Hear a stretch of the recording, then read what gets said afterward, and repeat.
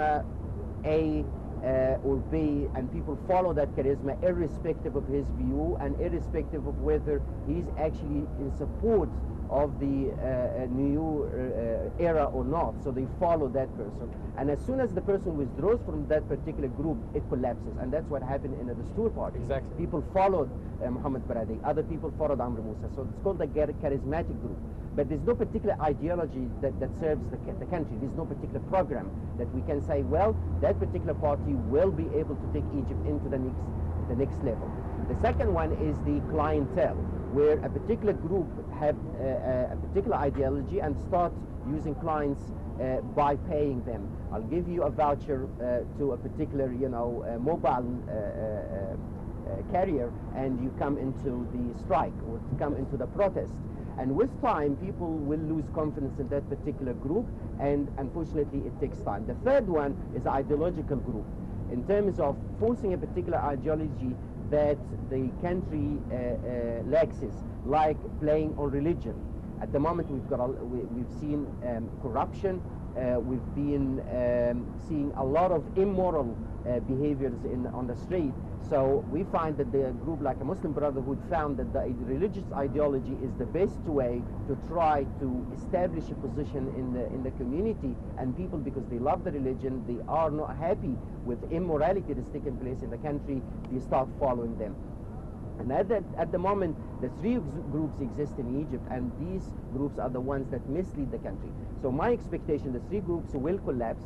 Most of the political parties in Egypt will collapse. We've got over 84 political parties already registered, and they will collapse, and a new era will start with a new government and a new president. So hopefully we are going on the right track, and it definitely will change.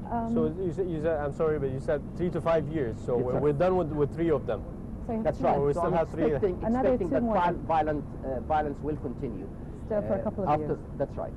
Of chaos. Until we get the lesson.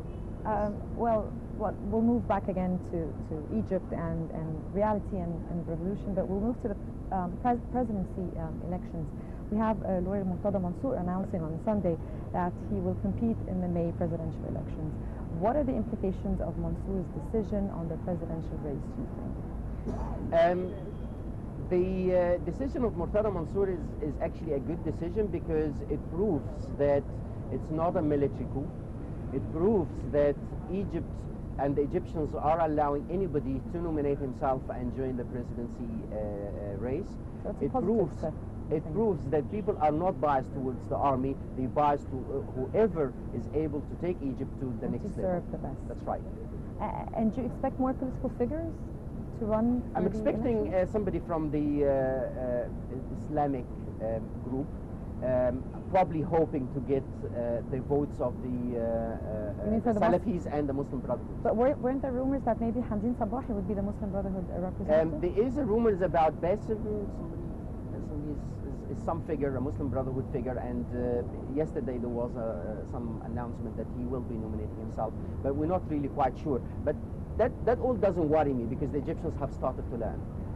So hopefully it will not take the 5 years, because we learning. That's really the critical part, is that we learning. But if we're not going to learn, we're just going to continue in cycles.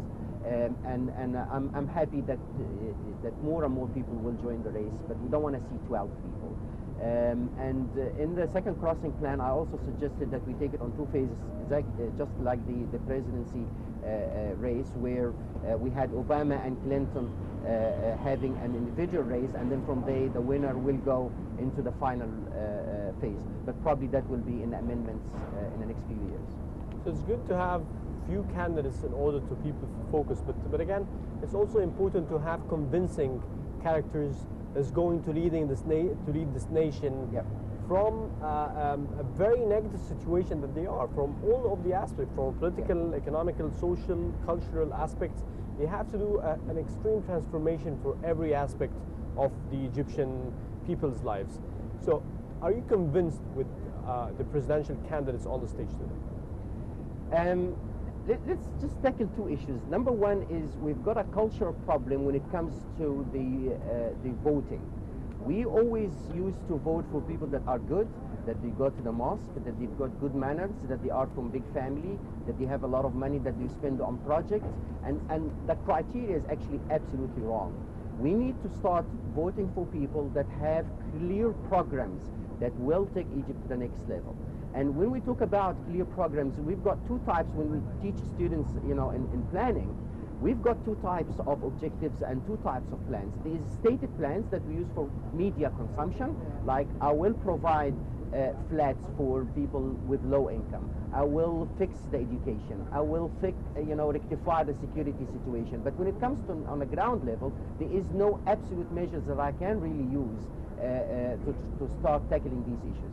So what we want now from the president's candidates is to start showing us programs on the ground level that are realistic, achievable, and they are smart and measurable as well. So after 12 months, I can say, yes, you achieved this and that, and you didn't achieve A, B, and C. Yeah. And for us to do that, it's really dependable on the people that are leading the campaign. Because the president doesn't necessarily have to know about all these things, but the people that lead the campaign should be people of planning, people of planning that know how to draw political campaigns, how to draw programs to convince voters to vote for them. So hopefully that will be start seeing in the next couple of weeks. Moving on to also another topic, which is the Minister of Foreign Affairs in the African Union and the Security Council to reconsider the decision to freeze Egypt's membership. Yep. What are your thoughts about, what are the consequences of the membership freezing on Egypt, and does the freezing affect the Renaissance dam crisis, in your opinion? You might wonder what I'm going to say, but I don't think Africa had a problem with June 30th, whether it's a military coup or revolution. They weren't concerned about that. They were concerned that it will happen in their countries.